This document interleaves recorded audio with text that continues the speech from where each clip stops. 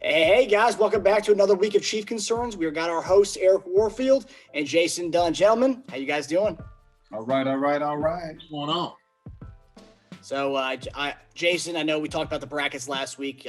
Is your bracket still alive? Mine's busted. Mine's done. So, You know what? It's still alive because all the teams that, was upset, all the upsets and whatnot, still didn't make it past like that third round level. So I still have teams that are in it, are still in it. So I'm still doing pretty well. Of course, I didn't predict all the other stuff, all the craziness. So, gotcha. E, did you end up doing one? I know you were hesitant on doing one. Did you end up doing one? Yeah, I didn't do one this year. Yeah, I think the most shocking one to me was obviously Oral Roberts going to the Sweet 16 as they are right now, and the Abilene Christian over Texas one. That was just like, oh yeah. Yeah, that's who was that? Is it Loyola? Loyola Chicago. Yeah, they got a really good team. I don't know if it's the coaching or what. And I saw yesterday they're talking about the coach had a chance to move up and go to Indiana on ESPN, but shit, he's done a good job over there. And they're Chicago, right? Yep. Yeah. Chicago. Mm-hmm. Yeah. They good squad, man. They put, they kind of contenders, kind of every year, man. They usually put a team together up there. Mm. I don't know if it was last year, well, 2 years ago. Yeah. 2 years ago, they were still like another team that was. Yeah, because that's when that old lady, I can't think of her name. That's when she kind of. That's right. Was their little good luck charm. Yeah, that's right. Sister Jean. Yeah. Mm-hmm. Apparently they had her like she like has her own scouting and stuff. She scouts the other teams. She has her own breakdown of stuff or her own reports. Hey, whatever helps. Yeah, and that's the cool thing about March Madness. You get schools like Loyola Chicago, Oral Roberts, people talking about them, which yeah, some people may have never heard of. But enough about college basketball. We're going to be glued into Chiefs offseason moves. Unfortunately, as most Chief fans out there know, we haven't really made any moves since last week. We've re-signed some of our guys, but we're going to get into Chief concern number one here. So 1 week into free agency, and really not much has been done. Guys are turning down offers. Guys are visiting, but turning down offers. And I think this is where Chiefs Kingdom has kind of gotten scared of, is the fact that, we thought we had Mahomes. We thought we had the big draw. Everyone's going to come. People are coming and visiting, and they're turning it down. Juju Smith-Schuster, we offered a 1-year deal with more incentives that Pittsburgh offered, but instead he ended up choosing to go back to Pittsburgh. Why do you guys think players aren't signing with us? I don't have an answer. I can't seem to understand why you would want to turn down a program, I won't say program like that, but a team like this. I mean, when you have so many pieces that fit with what you do and what you're trying to do, and yet they're not even a playoff contender, but a Super Bowl contender, to give you that chance to add that hardware to your supply. But why wouldn't you want to come play with Mahomes and a high-powered offense? I don't get it. So for whatever reason, I don't know if it's the coaching staff not, selling it right. But you said we offer more money and incentives for Juju, even though I don't think he's a hot pick though. So just because it's him, I wouldn't necessarily say, we're losing out on, great players. Heck, Juju, to me, hasn't lived up to what he was supposed to be after AB left. So we had that conversation already. So he's not that big of a playmaker. I mean, obviously he could be placed within our offense, but that's his loss the way I see that. There's a lot of young talent that's in this draft, and I don't know if we're looking forward to see what we can get out of that and just move forward to saving money that way. But it's not over yet. So there's still a chance we can pull somebody out from somewhere. I agree with you. I think it's a couple of factors, actually. I think one of the factors is, and you got to think about how guys sometimes feel. If you already have guys that are already established here, that are already stars, which, you already have a star, studded power here with Mahomes, Kelsey, Tyreek Hill, and then you coming in, you're thinking like, well, now all of a sudden I'll become the fourth wheel in this whole deal. So sometimes you know, you got to take a back seat to understand what the market's going to do around you. You know, is my name still going to be able to carry on if I come over here and I already got these stars? Am I going to be the guy? And all guys, look, they're coming from teams. You're going to have a big ego. You want to be the guy. I mean, that's how it works. And so, but again, it's like, I don't know if we're just making this about Juju and why he turned down. Because again, to me, Juju wasn't that good. He wasn't the primary receiver at Pittsburgh. Like the new guy that stepped in. Who's the young guy that they had?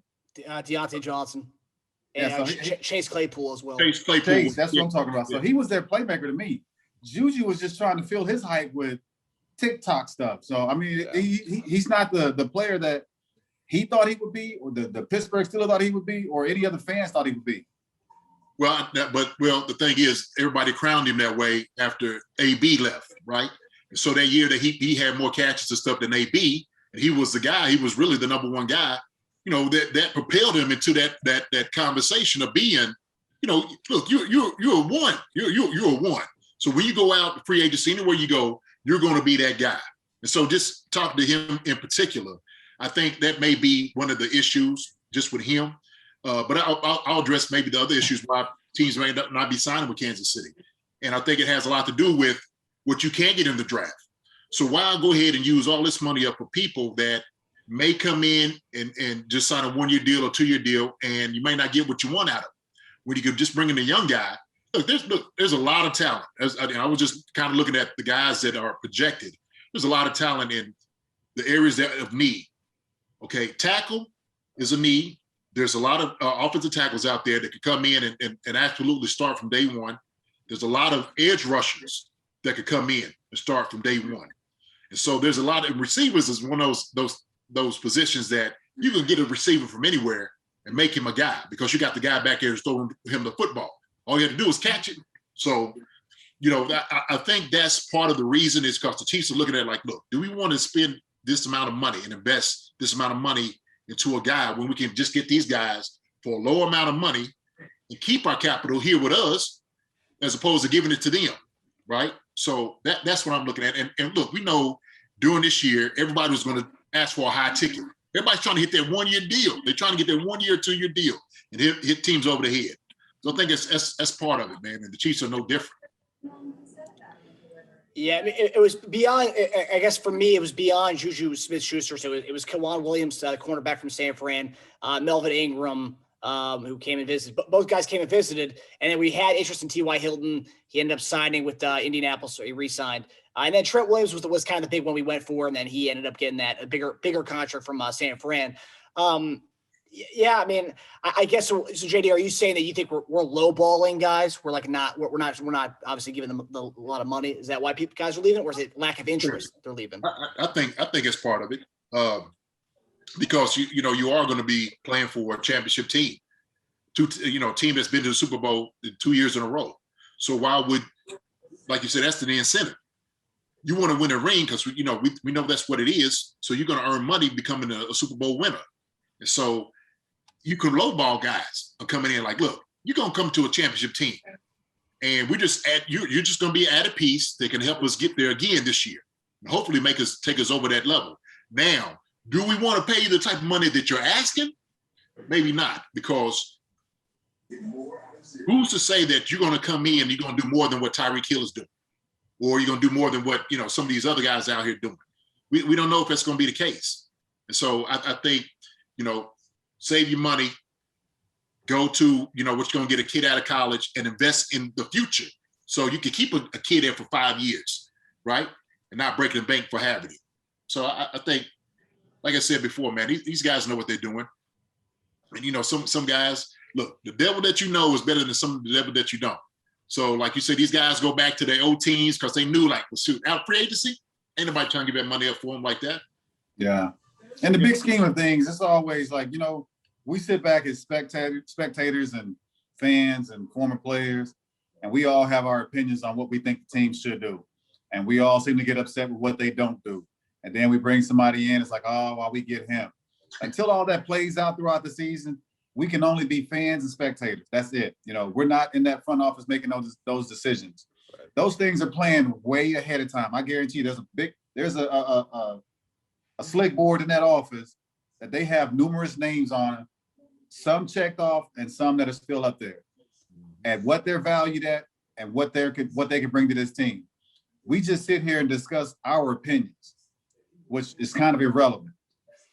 Basically, the Chiefs are going to go with what they have on that slick board already predetermined. And if it's something within the draft or in the free agency, they're going to make that decision. It's just, we have a show that we debate over certain things, and this is a part of it. And even as fans, they use their social media to voice their opinions on what they think the team should need, the direction they should go, the money they should spend. And it's all, again, it's going to be irrelevant, because when it all comes down to it, it's going to be up to Andy Reid and Veach and some of those other coaches to see what they have come up for whatever game plan for this upcoming season. Mm-hmm. Yep. That's right. And this kind of topic kind of leads us to our next concern, which I guess, so a part of the reason why fans are getting so upset and everything, and I think a new term has been coined. You have Chiefs Kingdom and then Chiefs Kingdom. That's been the new one for people who are dogging Brett Veach for not signing guys.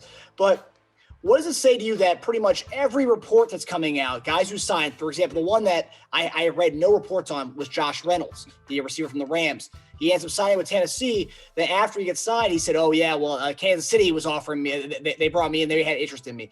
It seemed like every report has the Chiefs linked in some fashion. Now, does that show that Brett Veach is eager to sign somebody, or is that we're just desperate to sign anybody? I wouldn't call it desperation. I mean, that's free agent comes out, you shopping around, right? It's like going in a grocery store. So you're looking who's available, and so your agent calls you like, hey, the Chiefs called to see what we are able to do. They're interested. Well, it don't necessarily mean they're gonna bring you in. They just might have some interest in you. So they got to go and just see who is all out here. So they're letting you know, look, you're on our mind. Before you even think about going to other places, I want you to think about this organization, what we've done before you go anywhere else, right? So maybe you have a preference for it, but also understand the preference that you have. There are conditions when you come here, right? Where you may not get that money in free agency like you want. So yeah, it's good, for guys to hear it like, hey, yeah, the Chiefs they was asking about me. There's several teams that's gonna ask about just, for free agency. That's how it works. I agree. I mean, again, to say desperation, man, we still have the draft coming up. You got 2 days to pick at it, to choose over a whole bunch of young talent that has the potential to be Hall of Fame players. You never know. Mm-hmm. And again, it's like people sit up there and boo about who they get, and all of a sudden it's yay when those same guys go out to be playmakers. So you just gotta put your trust into what we have in the front office and see what outcome comes from those players. Yeah. And just for me, and I think in this offseason, I think it's also something that I forgot someone tweeted was saying that by telling your team, like let's say, for example, Trent Williams, for example, he was trying to leverage the Chiefs against the Niners, right? And I think a lot of these guys were saying, oh yeah, the Chiefs are interested in me. It's like, oh, okay, you might take less to go there. Let me up my offer. Is that, you also think that plays a part in it too, by players making sure that gets out, that the Chiefs are interested in that player? Absolutely. Right. It's your bargaining tool, right? So, you don't bid against yourself, but the one thing you want to be able to do is let the other team know, like, hey, look, you know what? This other person's courting me over here too, and can you match their offer? And, that's just part of the business. So you're going to look, if y'all don't match the offer, I'm going to take my business elsewhere. Y'all know what I'm going to do. Shoot, I'll go over here and give them what they want. And then maybe you have to play against me twice a year, maybe once a year. So you're going to miss out. Mm-hmm. So that's just part of the business of knowing that. So you got it. That's the bargaining aspect of doing this thing in free agency. Yeah, I agree. Mm-hmm. It's always interesting to hear your guys' takes on this kind of stuff, because you guys were in the thick of this. Back in the day. So I'll give you an example. So I'll do this. I went up to New England when I was a free agent after I had left Kansas City. I was about to leave. This is when they first Super Bowl. So I go up there and they court me, and I go to dinner with Charlie Weiss, talking about all the great things. Jason, oh, you the greatest thing, and we want you up here to do this and do all that. And then when it came down to the contract to sign, well, then all of a sudden they ain't find the money that we needed. Well, we ain't got this much money and stuff. And I stood up appreciate the little meal. I'm on the plane. I'm back. I'm gone because it didn't fit. They didn't have the money. They quartered me, said all the greatest things. Oh, you the best ever. Kissing me. Hey man, that's all talk until that contract comes down to it. Hey, if the money ain't right, you don't sign it. So. And that's funny, 'cause at the time they were like the Chiefs of back then. Right? Well, this is before they won their first Super Bowl. So that was like 2002 or 2003. And so and the thing is, they won it the very next year, and I was like, yeah, got it. But look, it worked out. I was fine with it. So, I playing with the Chiefs, man, was a great experience, man. So I loved it. And I was where I was supposed to be. They put it that way. Exactly. Yeah. And hey, I'm happy you didn't sign with New England. So, okay. So our next concern, this kind of ties to is I love free agency because there's so many nuances that happen, right? And this past week, Tyreek Hill had been kind of skewered by some fans. Some fans defended him. So Tyreek Hill talked to Fox 4 News in Kansas City. And he said that the team did ask him to rework his deal, but he said that after talking with his family and his agent, Hill decided that he wouldn't be in his best interest to do that. Yeah. You know what, believe this or not, like I ain't gonna get too much details on it. The Chiefs did ask me to restructure, but I mean, me and my family, like we just thought that wasn't the best situation for me, so it is what it is. Like I'm just, like I say, I'm just here to play football, like I just let my family and my agent deal with all that, because I feel like if I get into that and then all the fun will be taken out of it for me, so I just want to play ball. Gotcha. So you just assume not contract? I just don't get into all that. Once I sign, I'm signed. No, I don't want to get into that no more because it's a hassle. Are Tyreek Hill's comments on not restructuring a big deal or not a big deal at all? So we look at a situation where we just had this conversation last week when we talked about how we released Schwartz and Fisher, and like how the team is out for one cause, and that's to win a Super Bowl. When they cut ties with you, they're cutting ties, and they're not going to give you the full amount of that contract. So once you're done, you're done. If there was the loyalty that we thought that there's, like the family loyalty, if we release you, okay, we're going to give you the rest of this contract. Okay, I'm fine with that. That ain't how it happens. When you get released, everything's cut off. So I can't fault Tyreek to say, okay, you just cut one of our longtime guys that started here, great career here, and he's done. No more checks, no more nothing. I don't know my situation after this season. I don't know my situation for the future. I know what I'm tied into right now. Would I love to help my team in any way possible? If I was 100% guaranteed to see the majority of my contract, possibly. I don't know what kind of involvement they had in this contract. But when I'm sitting here with kids and a family and unsure of a career that is not guaranteed on contracts, I do want majority of my money up front, or to see the majority of my contract that I signed for. Because when the time comes, you're going to get rid of me just like you got rid of every single person. I'm not sitting here tied into $500 million like Patrick Mahomes is. I'm not guaranteed to see another contract if I get hurt or something bad happens to me. So I can't say that I don't see his point or reason with him, especially, he's still young. He's beyond gifted. Been one of our biggest playmakers for the last 2 years, well, since he's been there, and deserves, I think, every penny that he's getting. Now, we look at what our other two stars have done. Patrick and Kelsey have taken those restructuring contracts. And so we think that since they did it for the team, he's supposed to do it for the team. And I don't think that's fair. Right. I agree with that, because I believe that's what it is. So it's almost one of those things of like, hey, look at all these other players doing it. Why don't you do it? Hey, look what they did in Tampa Bay. A lot of those guys restructured their contract, just trying to make it work to bring up the guys in. Why don't you go ahead and do it? And so, a lot of it does go into that of saying, look, I spoke to my family, talked to my agent, and I got to do what's in my best interest. And so the reality is you got to know your value. You have to.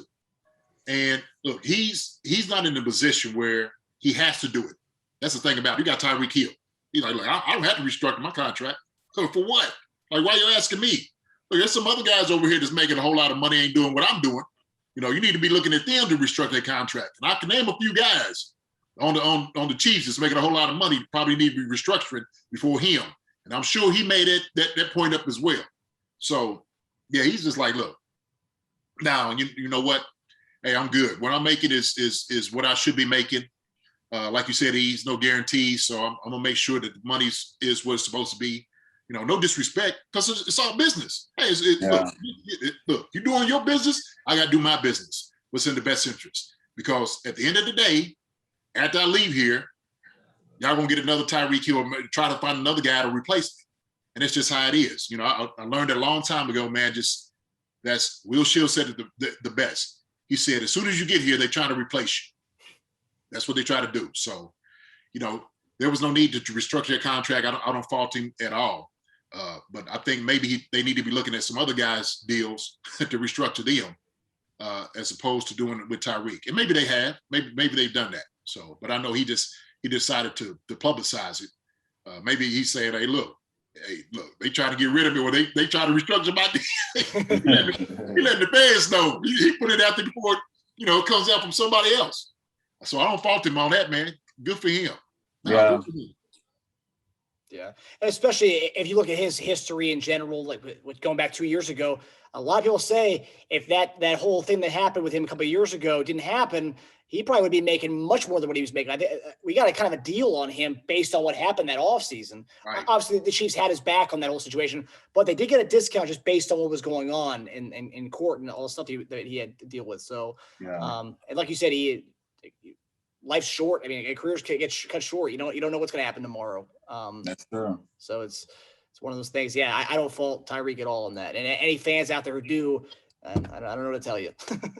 I love for people to say that about you at your job. Imagine that an older person is trying to take a pay cut. The company comes to you. Can you take a couple thousand off your salary? Yeah. You're gonna say yes to that. Yeah, you're gonna go find another job after that. But so it's always funny when people say that about other people's jobs. Yes. Okay. So our next concern, we kind of talked about the receiver position. We re-signed DeMarcus Robinson, and there's a new rumor out there. We've talked about the rumors, but the Chiefs are interested in Antonio Brown, bringing him in as a veteran presence on the team. Now, given his history, do you guys have any reservations in bringing in a guy with that kind of baggage that Antonio Brown does have? After what Antonio proved it to the world basically last year, and I don't know if it had to do with playing alongside Tom Brady, that kept him at bay. But he came out. He wasn't very vocal. He wasn't very flashy. He just went out and did his job. Clocked in, clocked out, just like every other guy on the team. Is that the Antonio Brown the new Antonio Brown since all of his incidents? Right now, you have to go with that because that's what he's proven. He's right now proving that he's left his past in the past, and he's a new guy that's still able to make plays. And if having a chance to bring him in to put him alongside Kelsey and Tyreek Hill, I think it'd be a phenomenal thing to line him up in the slot. I don't know if now that's kind of tough having two smaller guys run X and Y, because you usually put a smaller guy at the slot to give him that two-way run for inside-outside routes to take advantage of backers and safeties. But we still need an outside big receiver, I think. And, he'd be good to have. I would not think once or twice about not bringing him in. I think he's proven himself to be a whole different guy.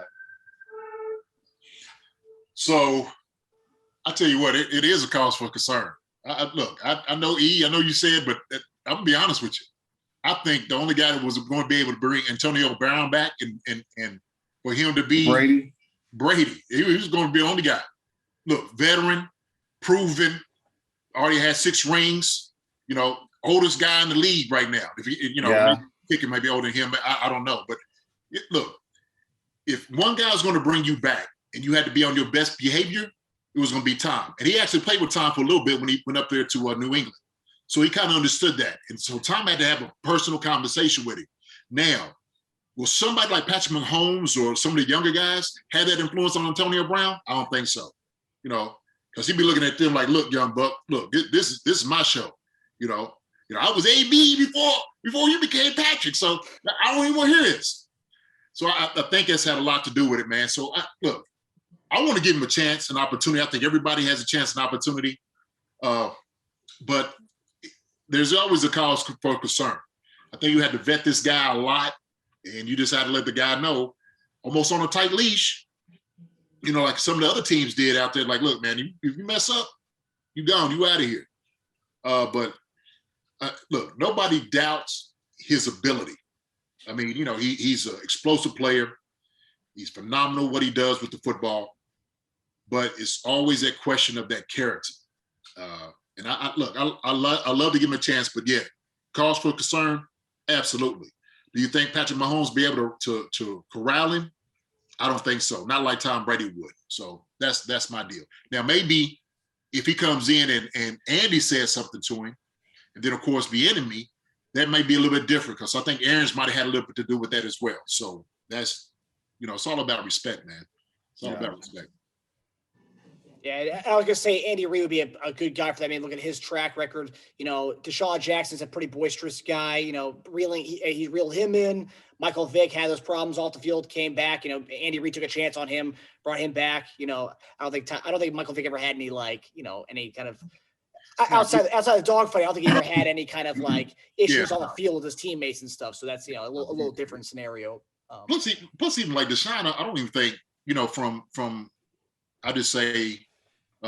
The things that surrounded AB, I don't think even Deshaun had as much noise as AB did. Yeah. So, especially like consecutively, like one after another, it was just like, it was like a snowball effect with him, you know. So, I don't know.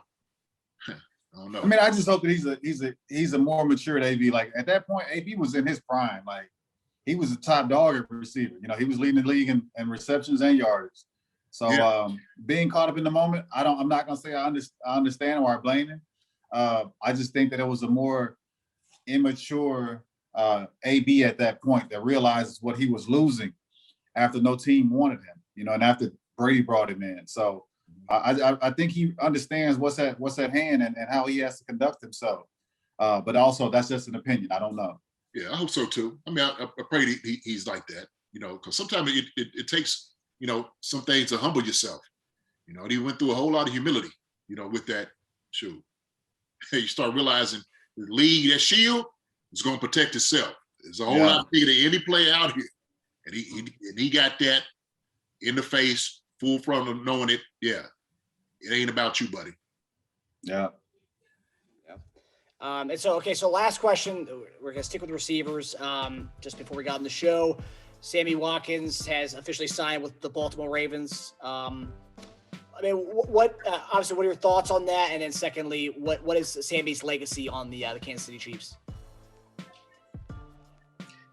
I mean, you're proud of what he's done for our team, for our organization. But Sammy hasn't broken any records. So, I mean, he's just a part of a good team. So, and he came in and did the job that he was asked to do. He wasn't a Tyreek Hill. He wasn't a Travis Kelce.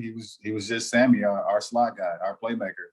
I mean, you take your hat off to him for all the things that he's done for us, and you know, wish him the best over at Baltimore. You know, I always feel like, I mean, the offense moves a lot better with Sammy involved. I think we all noticed that. But we have a quarterback that's getting more and more comfortable with this game, that's able to make plays with anybody, it seems like, that's lined up at the receiver position. So if we get somebody that can put in the effort as Sammy, you know, Kelce and Tyreek does, we're always going to have a successful offense just because of the guy that's running the ship, and that's Patrick Mahomes. So you take your hat off to Sammy for what he's done, and you, like I said, just wish him the best at Baltimore. Yeah, I think it was a good sign about Baltimore. He'll definitely make that squad better. which is just scary because they needed another receiver, and Sammy gives them that guy. But the reality is here. I mean, he played great when he was able to play, but he was plagued by injuries. Still, injury bug hit Sammy while he played in Kansas City. And that was part of it because there wasn't a lot of consistency there. But because he is, I think, a top 3 pick. I think he was top 3 pick when he came out. He's always going to have that about him. Like, look, here's a former first-round pick, top 3 pick. Every team is going to go ahead and try to vie to get. So, like you said, hats off to him. I hope he does well out in Baltimore. But thankfully for the things he's done here and help propel guys to the Super Bowl and the win and stuff, that was good. That was good for him. But hey, it's NFL, right? You got to move on. It's how these things work. You play Baltimore. Hey, Sammy, how you hug him? How's it going over here? So it's going to be one of those deals. So yeah, it's the same thing when we played Tampa and Sean McCoy came up and hugged Andy Reid, and it's like, hey man, thank you for everything.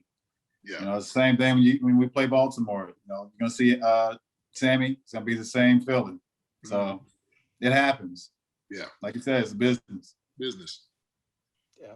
And I think as far as legacy goes, seeing a lot of like what people have been saying on Chiefs Kingdom, on Chiefs Twitter, he had what he did in the playoffs last year was, he was a big part of why we even got to the Super Bowl. His big game in the Tennessee game, and some of the huge plays he had in the Super Bowl with Richard Sherman guarding him. So I guess those are where his legacy will stand. Yeah, he didn't break any records, but the offense was smooth when he was out there, and it was noticeable too when he wasn't there. But there's one last thing I do want to ask you before we get out of here. On Twitter, someone tagged Golden Tate, who's a free agent. Who'd be a great slot guy, but what you said, E, about having 2 short guys, 2 smaller guys out there may cause a concern. But someone said Chiefs should bring in Golden Tate, and then he tweeted back at him saying, "I'm all about it." Would you be down with Golden Tate coming to a KC? I mean, I'm good at having Golden Tate. He's a playmaker. He's a fun guy to watch. But what is Golden Tate, 12, 13 years in? Yeah. It seems like he's been around for a long time. So, and you take nothing away from those guys. They get to those years because they put in the work and they make the plays. So if he's still got playmaking ability in him, hey, I'll be happy to have him. Oh, yeah. Golden Tate to come in and catch, 50, 60 balls a year, easy. So he's and the thing is, when you say, Tyreek, like the shorter guys, you could have a receiver out. I'm not sure how big Golden Tate is. I think he may be like 5'10", maybe he might even be closer to 6 foot. But we got, a couple, somewhat semi-tall receivers. But Golden Tate he'd be a great addition. He'd be a great addition at the right price, put it that way. So we just, let me end it with that one, at the right price now. Golden Tate, like you said, he can't come in here and start asking for 10, 12 million a year. No. Yeah. Especially now, because I don't think he hasn't been in a Pro Bowl in 5, 6, maybe longer years ago. So yeah, I don't think his ticket comes with that high of a value. No, he was doing a good job up there in New York when he was up there with him. And that was pretty much kind of like the only guy they had. And Shepard. Yeah, it was like the only 2, but Golden was kind of like the guy that they was telling as being the number 1. Yeah. And he's also been plagued with the injury bug over the last few years. So I guess at this point, if we are going to go for a veteran, that's the thing. People are saying that with Sammy Watkins, we don't want him. He's got the hamstring injuries. We don't want Golden Tate. Say injuries. I mean, a lot of these guys are veterans. They're going to have some kind of, some history of injuries. I mean, you're not going to find someone who's going to come off the street with nothing, with no problems, Look, let me say this. Yeah, I'll tell you what, before you say that, I don't see too many guys built like Fitzgerald out there in Arizona. That dude's been almost 20 years in, and he's going every game. Right. You rarely see that. Rarely. Yeah. And 2, I think sometimes, depends on where you play, you might feel a little bit better. You go out to Kansas City, you might feel a little bit better instead of going up there to with the Giants and wasn't. You knew you weren't going to go to the playoffs. You knew you weren't going to the Super Bowl. Now you get on a team that, that has a chance to go back and repeat, and bones start feeling a little bit better. You might, come out with a little pep in your step. Yeah. Shoot. So I don't know. All right. Well, so that does it for the show tonight. Next week, we're going to have our Chiefs Kingdom Concern segment back again. We'll have a fan come on and, of course, discuss. Hopefully, we start to see maybe some veteran signings. We'll be able to talk about that, and also maybe even see some trades. We saw some crazy trades that happened today between the Niners and the Dolphins. So, maybe the Chiefs get involved in that. Maybe we trade up.